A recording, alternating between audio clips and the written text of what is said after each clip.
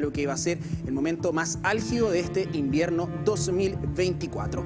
Vamos a cambiar de tema porque crecimiento regional y empleo es parte de lo que trae al ministro de Economía, Nicolás Grau, a nuestra región y a nuestra Universidad de Concepción también. Y lo saludamos. ¿Cómo está, ministro? Muy buenas noches. Hola, Matías. Muy contento de estar en la universidad y en el canal también de la universidad. Ministro, y me parece muy bien que hagan estas campañas de vacunación porque es un tema muy importante. Sí, bueno, el foco también está puesto en lo que está ocurriendo en Ñuble. En Ñuble, y ahí obviamente también es vital cumplir con este esquema para así evitar cualquier tipo de riesgo, no solo para los grupos objetivos, para los grupos de riesgo, sino que toda la población de forma transversal.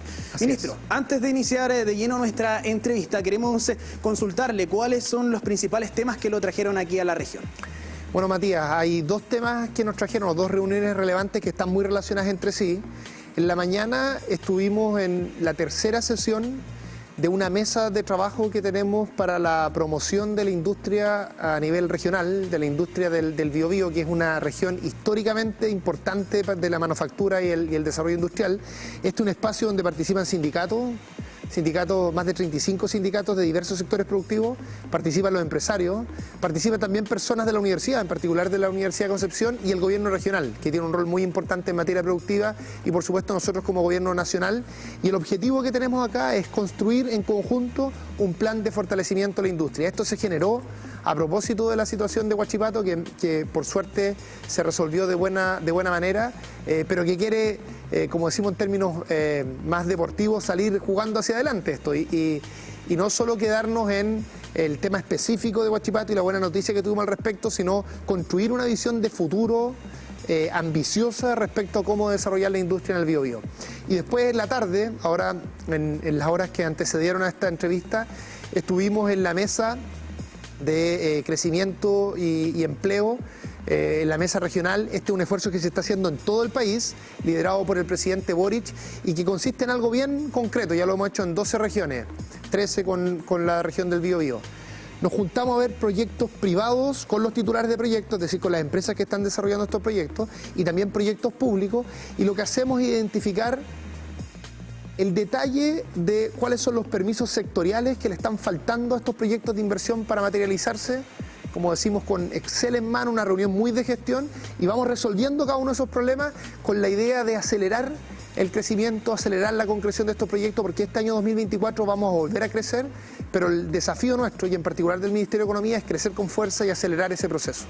Bueno, ministro, justamente para partir por el plano nacional, se ha proyectado que entre un 2 y un 3% venga de crecimiento hacia el futuro. Desde el gobierno del presidente Gabriel Boric han señalado un 2,5%, pero se mantiene entre el 2 y el 3%, considerando también lo que ha crecido la economía nacional en algunos aspectos principales, lo que ha sido el trabajo de la minería, también hay el sector de la pesca, que es fundamental para acá, para la región.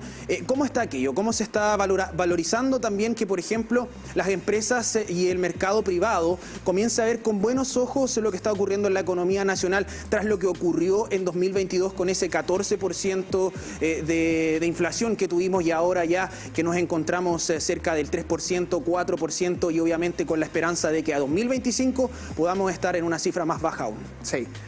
A ver, es buena la pregunta porque engloba los distintos elementos de la situación económica del país, tanto en cómo recibimos este país, cuál fue el punto de partida del gobierno y cuál es la situación que estamos ahora. ¿Cómo recibimos el país?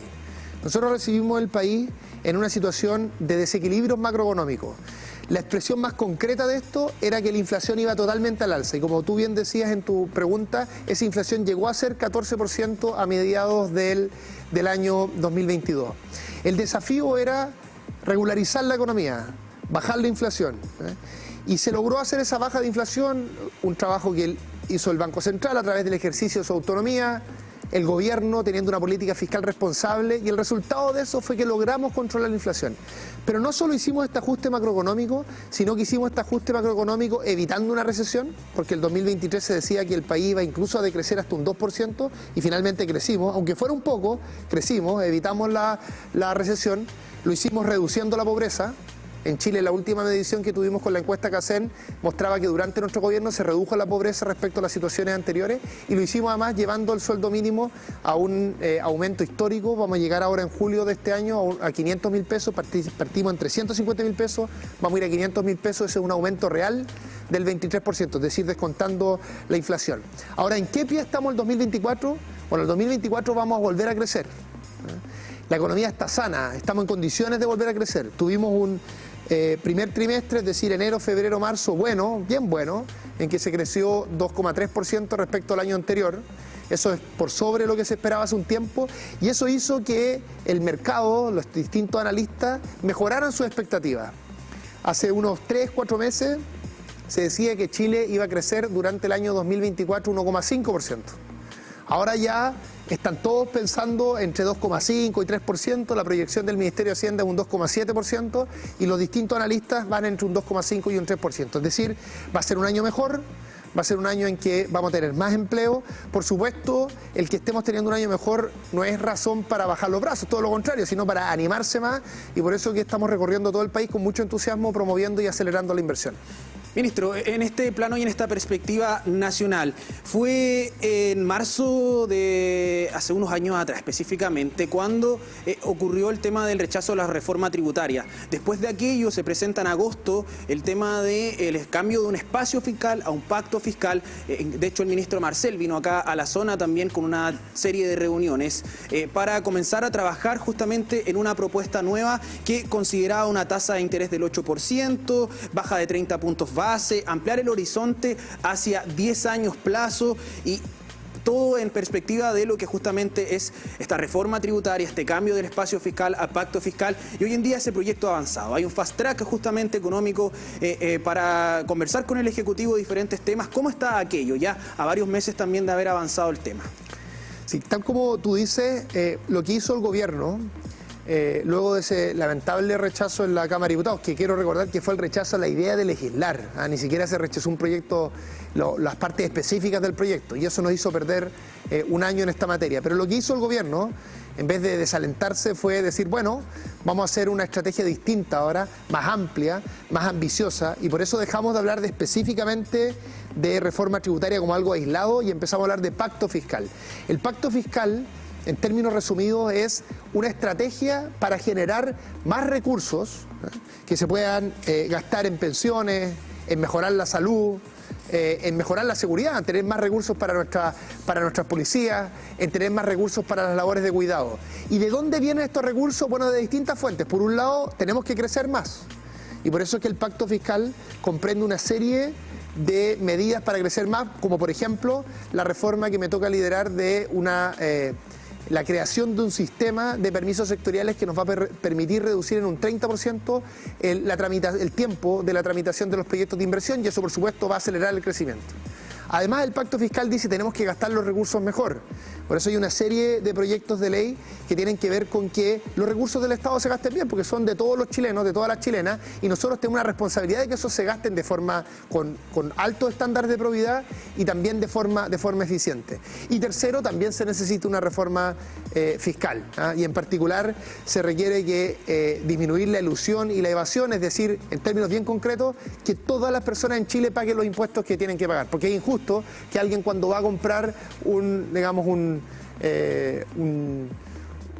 bien que requiera en el almacén de la esquina, cuando va a comprar arroz al almacén de la esquina pague IVA, y cuando hay una persona que tiene más alto ingreso y que puede pagar distintos abogados para hacer diversas estrategias para pagar menos impuestos, esa persona tenga la posibilidad entonces de faltar a sus obligaciones tributarias. Aquí un tema básico de la sociedad y de nuestro sistema tributario en general es que las personas tienen que pagar los impuestos que corresponden y eso implica reducir la evasión y reducir la elusión y ese proyecto va avanzando. Entonces todos estos son los componentes del pacto fiscal que si logran avanzar cada uno de ellos lo que vamos a lograr es que vamos a tener más recursos para, por ejemplo, aumentar las pensiones básicas, la pensión garantizada universal de 200 a 250 mil pesos, tener más recursos para las policías, en fin. Ahora, como tú decías, ha habido avances importantes el último tiempo en términos políticos, porque hace algunas semanas el ministro Boric tuvo una reunión, a mí me tocó participar en esa reunión con el presidente del Senado, el senador García Rubinot, que es militante de Renovación Nacional, es parte de la oposición, y la diputada Carol Cariola, que es parte del gobierno, parte de los partidos de gobierno, que es la presidenta de la Cámara de Diputados y Diputadas. Y lo importante de esa reunión es que acordamos, todos los que estábamos allí, liderados por el presidente Boric y los presidentes de ambas cámaras, hacer un fast track que nos permita avanzar más rápido con todos estos proyectos, con los proyectos de cumplimiento tributario, con este proyecto de permiso, con un proyecto de cabotaje que es muy importante y diversos proyectos que nos van a permitir crecer más, recaudar más ingresos y de esa manera tener progreso social. Así que creo que es una muy buena noticia para quienes nos están viendo que somos capaces de lograr acuerdos que permiten hacer una agenda legislativa ambiciosa que va a lograr mejoras muy concretas para la población. Ministro, habló de inversión, algo que busca este pacto fiscal. Acá la región del Biobío durante 23 fue la región que más creció en el país, 5,9%, seguido de Aysén, superando a Aysén 3,8%, Coquimbo 3,5% y Tarapacá 3,3%.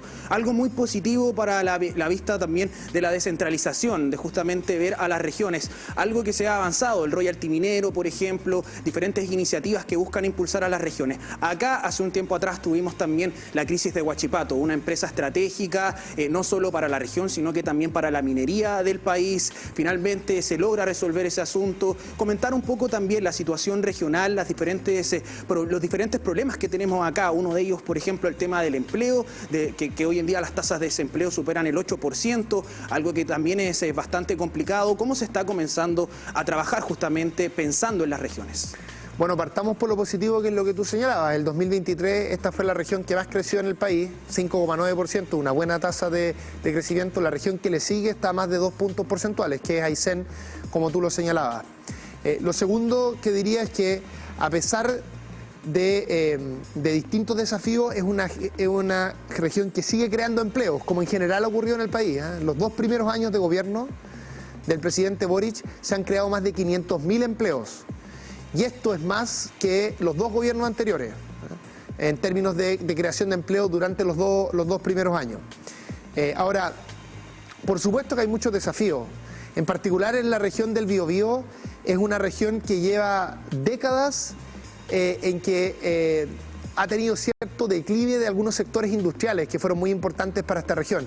Y nosotros sabemos que esta es una región históricamente industrial, por eso que estamos trabajando en esta mesa de fortalecimiento de la industria del Biobío y por eso que trabajamos desde el comienzo con los sindicatos de Huachipato diciéndoles: vamos a avanzar con ustedes, vamos a construir un camino, confiemos en nuestras instituciones. Aquí lo que sucedió es que justamente las instituciones, en particular la Comisión Antidistorsión, hizo su trabajo, que es un trabajo técnico, basado en evidencia, que finalmente tomó una decisión o recomendó una decisión que permitió finalmente evitar el cierre de Huachipato, una cuestión fundamental. Pero nosotros, digamos, ese es solo el punto de partida.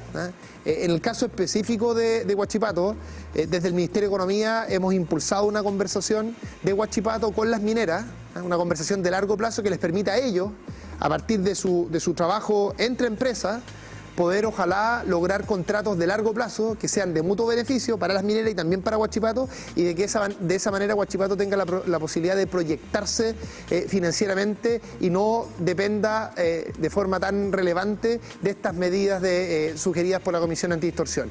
Y además hay un tema de largo plazo.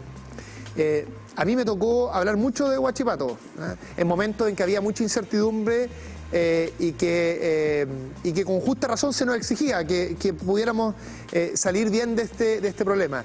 Y yo enfaticé siempre 2 cosas. Primero, que Huachipato era una empresa estratégica y por eso que le poníamos tanto empeño a este tema, por eso que estábamos tan comprometidos con los trabajadores. Y lo segundo es que Huachipato era una empresa que tenía futuro. Y enfatizábamos un proyecto en particular, que es la idea de acero verde, de poder producir acero utilizando fuentes energéticas, en particular hidrógeno verde, que permita tener algo cercano a una huella de carbono cero. Y esto es muy importante porque el acero se va a seguir necesitando en el mundo, pero cada vez se va a exigir más que ese acero tenga una baja huella de carbono, ojalá una huella de carbono igual a 0. Y por tanto, las ventajas que tiene nuestro país y esta región en particular para producir acero verde es algo que hay que aprovechar, y nosotros vamos a hacer nuestro mayor esfuerzo para que durante este gobierno podamos tener avances significativos en materia de producción de acero verde. Así que no solo estamos logrando sortear este momento más difícil de Huachipato, que sigue teniendo desafíos, sino que tenemos nuestra mirada puesta en el futuro y en cómo lograr una solución de largo plazo asociada a esta transformación productiva hacia la economía verde. Y en el tema de la economía regional. Bueno, en la economía regional hay diversos desafíos. Hoy día, de hecho, en la reunión que tuvimos en la mañana, aquí mismo en la Universidad de Concepción, en el edificio de la Vicerrectoría de Investigación, allí conversamos con distintos actores, como decía al principio, 35 sindicatos, representantes de 35 sindicatos, la CPC del Biobío, Corfo, el gobierno regional, representantes de la universidad. ¿Y qué estamos conversando allí? Estamos conversando un plan de fortalecimiento de la industria que involucra, por ejemplo, pensar en la infraestructura habilitante. ¿Qué infraestructura se necesita desarrollar para potenciar la industria? Pensar en distintos instrumentos financieros que fomenten la industria. Por ejemplo, necesitamos construir instrumentos financieros que nos permitan reforestar de forma sustentable, pero que le den una proyección de largo plazo también a todo el sector de la madera. La industrialización de la producción de viviendas y utilizando madera puede ser algo muy relevante. Hablábamos de la idea de cómo fortalecemos ciertos proyectos tecnológicos que se están liderando desde Concepción, en particular desde la Universidad de Concepción, y que permiten utilizar el hidrógeno verde no solo como un producto final, sino como parte del proceso productivo. Acá hay un proyecto de la Universidad de Concepción que ya está apoyando Corfo y esperamos que lo podamos apoyar con más fuerza aún, que es un proyecto de la Facultad de Ingeniería que lo que hace es utilizar hidrógeno verde para tener fundición de cobre verde. Imagínate, Matías, nosotros somos un país, digamos, minero, líder mundial en la producción de cobre, pero estamos haciendo fundición de una parte pequeña de la producción de cobre. Eso significa que el grueso lo exportamos en forma de concentrado. Y lo que está desarrollando la Universidad de Concepción, a sus académicos, es, y tienen bastante avanzado esto, es una tecnología que utiliza el hidrógeno verde en la fundición de cobre y que permite que esa fundición de cobre sea con cero huella de carbono, de forma tal que a futuro podamos exportar el cobre refinado a través de este proceso de fundición, al mismo tiempo que tengamos cero huella de carbono en esa materia. Así que lo que nosotros estamos haciendo como gobierno es justamente aprovechar estas iniciativas y esta capacidad que ya tiene la región del Biobío, pero la estamos potenciando a través de este diálogo social y a través de estos distintos instrumentos de Corfo. Ministro, ya estamos llegando al final de nuestra entrevista. Le agradecemos la oportunidad también de tenerlo acá, de venir a visitarnos a nuestro canal y también, obviamente, quedamos en contacto cuando venga acá a la región para poder conversar acerca del panorama nacional y también el panorama regional. Bueno, yo estoy viniendo mucho a la región del Biobío por distintas razones, hemos tenido desafíos, pero también hoy día ha sido una visita llena de oportunidades, impulsando nuevos proyectos de inversión. Los proyectos de inversión que hoy día vimos en la mañana son principalmente proyectos de energía eólica, que nos va a permitir tener energía verde en la región a un menor costo, a lo que va a ser bueno para la familia y también para la industria. Y antes en la mañana estos proyectos justamente para tener esta visión de largo plazo de desarrollo de la industria. Todo esto, quiero terminar con esto, con un rol de liderazgo muy importante en la Universidad de Concepción. La Universidad de Concepción está teniendo un aporte en distintas dimensiones. Nosotros esperamos como gobierno apoyarla también con los recursos que se requiere para hacer esa tarea y bueno, felicitarlo a ustedes que son parte de la universidad por estar liderando este proceso de transformación productiva en la región. Bueno, nos quedó en el tintero hablar de la innovación en tecnología, emprendimientos también tecnológicos que se generan de este polo de innovación acá al sur de Chile. Obviamente le dejamos la invitación para conversar de aquello más adelante, pero se nos acabó el tiempo lamentablemente. Muchas gracias, ministro, por su visita acá. Muchas gracias a ti, Matías, y siempre disponible a venir al canal.